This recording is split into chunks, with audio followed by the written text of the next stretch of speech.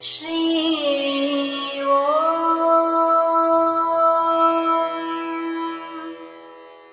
ஸ்ரீ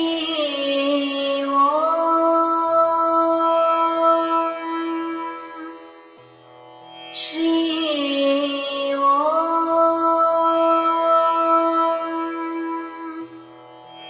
சேயம் குரு பூர்ணிமா. குரு அனைவரின் வாழ்க்கையிலும் முக்கியமானவர். ஆனால் நாம் அன்றாட குருவை சந்திக்கிறோம். அன்றாடம் சந்திக்கிறோமா? எப்படிப்பட்ட குருக்கள்? நாம் நன்றாக பார்க்கும்போது குரு முதலில் நம் தாயாவாள். நமக்கு தந்தையை காண்பித்து நமக்கு வேண்டிய உணவுகளை கொடுத்து நம்மை ஒரு மனிதனாக்குகிறாள். அடுத்தது பார்த்தால் தந்தை. தந்தை நமக்கு வேண்டிய படிப்பு அறிவுரைகள் கொடுத்து நம்மை முன்னேற்ற செய்கிறார். அடுத்து பார்த்தால் ஆசிரியர்கள். பொருள் ரீதியாக நமக்கு ஆசிரியர்கள் நமக்கு பாடத்தை கற்பித்து நமக்கு வேண்டியவர்களை செய்கிறார்.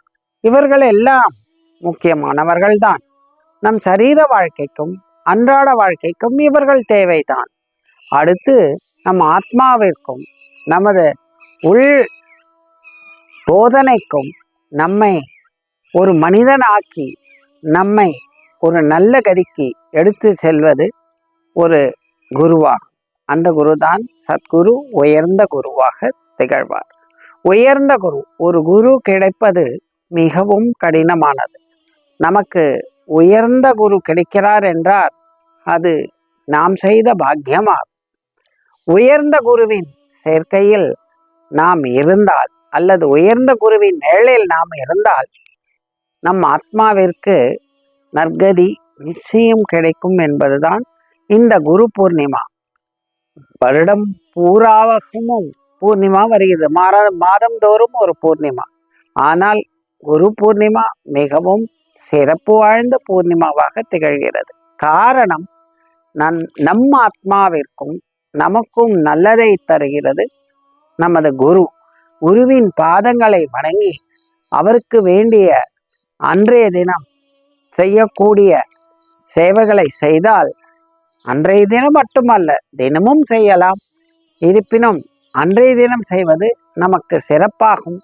அவர் பாதங்களை நாம் வணங்கி அந்த தீர்த்தத்தை பருகினால் நமக்கு ஆயுள், ஆரோக்கியம், ஐஸ்வர்யம் மற்றும் நமக்கு நல்ல ஒரு கதியும் கிடைக்கும் என்பது நிச்சயமானது, சத்தியமானது.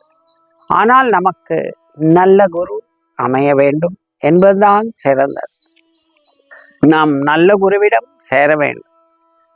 மழை பெய்கிறது, நீர் எல்லா இடத்திலும் துளிகள் வருகிறது. இருப்பினும் நதியில் அந்த நீர் சேர்ந்தால் 4 பேருக்கு பயனாக போகிறது. அதே போன்று நாமும் நல்ல குருவிடம் சேர்ந்து எல்லோருக்கும் பயனாகி நாம் நற்கதியை அடைவோம். குரு பூர்ணிமா தவறாமல் நாம் கடைபிடிக்க வேண்டும்.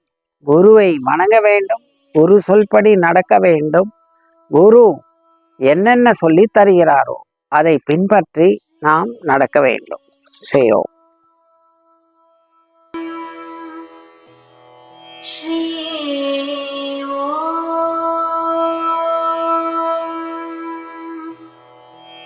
ஸ்ரீ